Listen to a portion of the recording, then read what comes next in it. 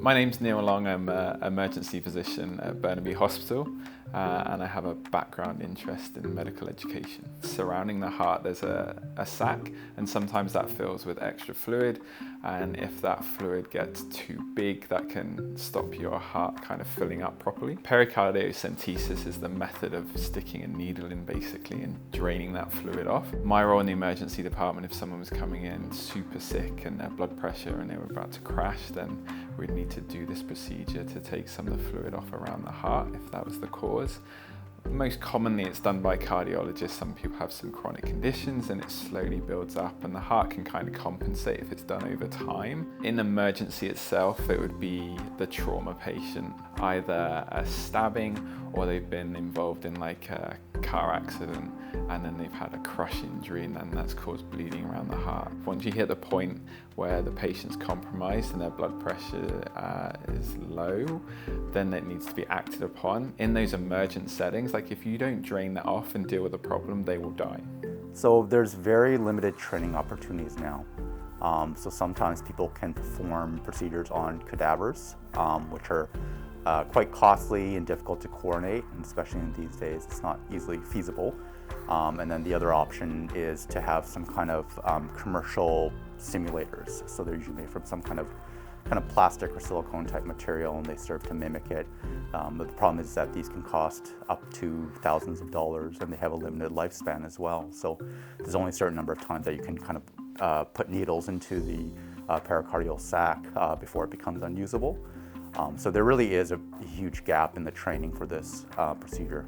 One of the charge nurses had a friend that works for Microsoft. They said, we have this hackathon that's an annual global event that Microsoft run, where they get groups of people in the tech industry to solve problems, and there was a local group in Vancouver that were interested. As nothing they've kind of done before or an area or field they worked in, and they said, we're going to take this on for you. They had one person working in their lab with the 3D printers trying to create models, and then they had another group in the kitchen basically mixing up gelatin and Metamucil and coming up like which formula is the best. I really like the fact that they were aiming for as cheap as possible, because there is a model on the market which is $3,000. The team really focused on making this out of like cheap as possible materials and something you could do in the kitchen, so I was impressed with that. So basically they got any rectangle container, then they had code for a heart model. You fill that with your Metamucil and gel. For the chambers, the 4 chambers of the heart, they had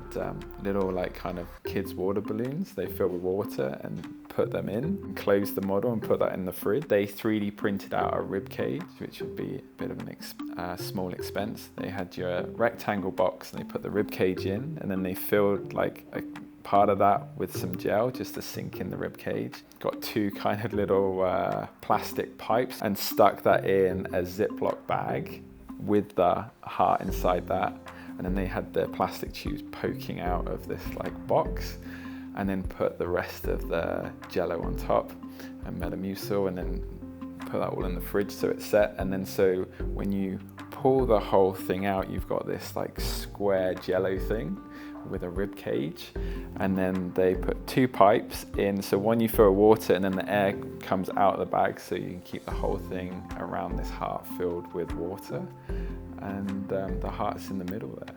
The impact would be huge. So to be able to have a kind of a low-cost simulator that can be replicated would be hugely accessible to a lot of different other specialties, not just emergency, but also other things like trauma, anesthesia, cardiology, and also to many different hospitals as well as for training residents and medical students in the procedure as well. And there's a global implication as well with developing countries where you can't afford a $3,000 model. Most health authorities departments can't afford a $3,000 model, whereas like if we find these cheap, easy solutions, then it's going to be accessible globally.